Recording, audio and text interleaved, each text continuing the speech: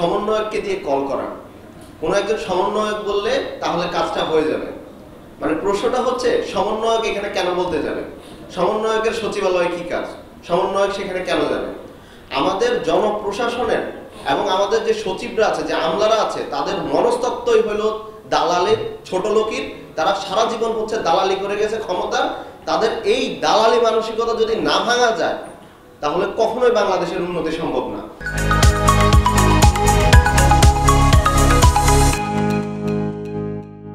এবং যারা যারা এই কাজগুলোতে ছিল এবং তারা আসলে এখনো এই সরকারকে কতটুকু সাহায্য করছে আমার প্রশ্ন আছে, আমার সন্দেহ আছে, যথেষ্ট সন্দিহান।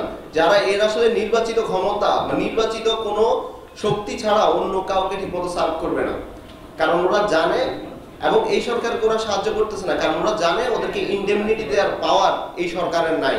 এই জন্য ওরা নির্বাচিত যেই সরকার হবে সেই সরকারের দালালি করবে, সেই সরকারের দাসত্ব করবে। এই যে প্রবৃত্তি, এই প্রবৃত্তিগুলো থেকে আমাদেরকে বের হইতে হবে, এই প্রবৃত্তিগুলো আমাদেরকে ভাঙতে হবে।